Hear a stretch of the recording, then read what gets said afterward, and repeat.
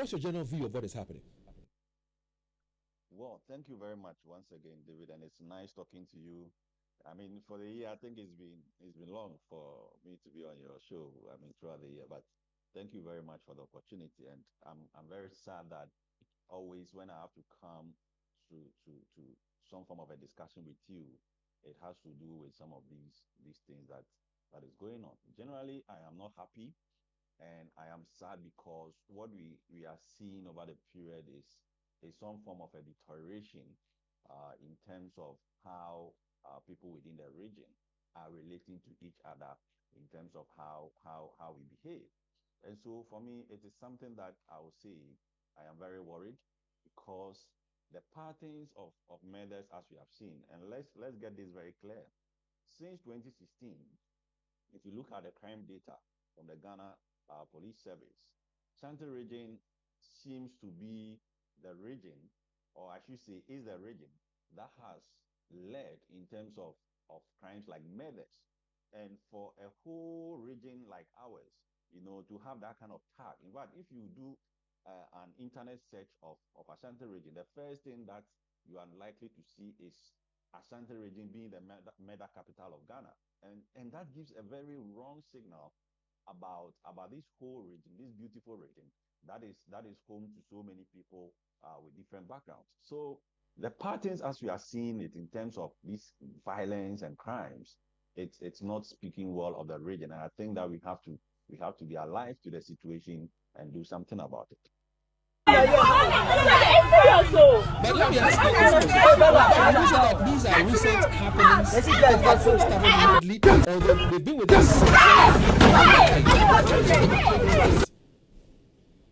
Well, this is not something that is recent because, as I said earlier on, even from 2016, if you look at the crime data that we analyze, you see that when it comes to crimes like murders, in particular, Ashanti region is always leading when even compared to Greater Accra. So, for instance, in 2017 alone, if I can share with you some statistics, even for 2017 alone, while Greater Accra was recording just 83 murders, okay, Ashanti region was recording 128. So, meaning that even for year on year, you could see that Ashanti region dwarfs even the national rate in terms of this crime. But even Doc, my concern has to do with the year you mentioned, 2017, 2016. I would say it is quite recent. I'm talking about the 90s or the 80s or the early 2000s. Were these behaviors present at the time? And before you even answer that question for me, listeners, if you join us on Facebook right now, we've begun showing you the visuals that we promised you, the visuals we've been talking about. On Facebook right now, our students are alleged to be students of St. Thomas Aquinas Senior High School. They boarded a trotro in Accra. The rest is for your eyes to see. So join us on Facebook. Don't just watch it, but listen to the sound in the background. Listen to the comments in the background. But Doc, back to my question. 2017, 2016, quite early, quite recent. The 90s, the 80s, early 2000s, were these behaviors there? Well, they were there, but what we are seeing is a difference in the magnitude and the scale that we are having it now.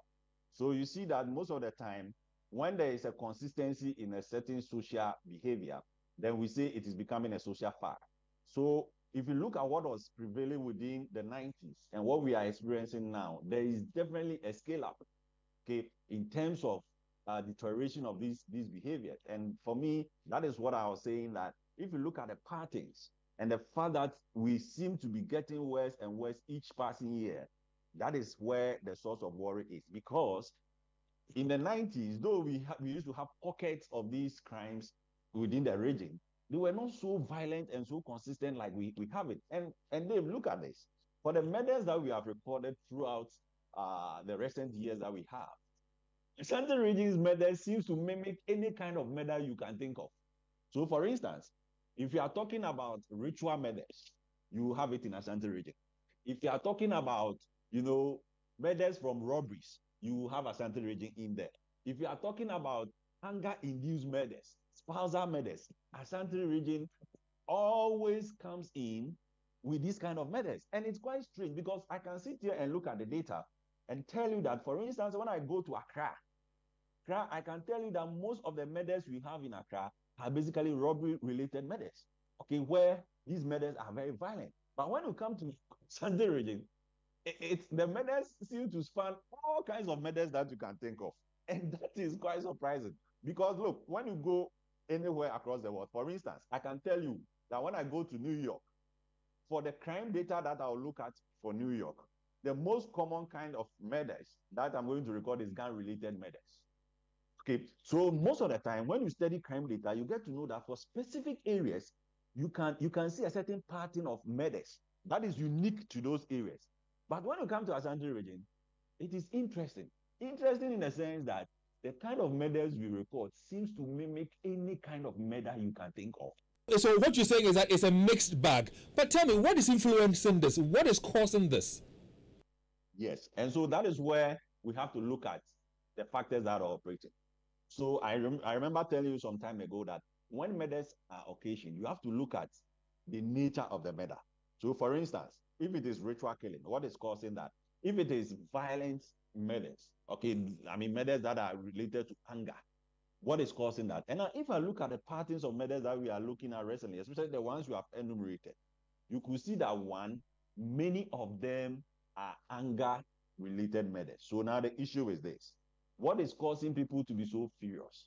Is it issues about how people are raised? Is it issues about how people's psychology, is managed? These are the questions I keep asking myself, because I have said time without number that, for instance, if you go into the secondary schools that we have in this region, for some reasons, our secondary schools are becoming like the breeding ground for what I call mob mentality, where most of these kids, for some reason, want to always resort to rage, want to resort to violence in settling scores. So if you look at what happened in the Trotro video you are showing to the public, you get to realize that for things that quickly we could have de-escalated if we properly manage our emotions and anger, and now these things easily escalate. And then it results to people getting injured, and in many cases, people getting murdered. If you look at what happened, for instance, within the week at KJTR, where there was some fracas between a city guard and trotro drivers. These are issues that we could have easily de-escalated if we properly manage the way we control our emotions and the way we control our anger.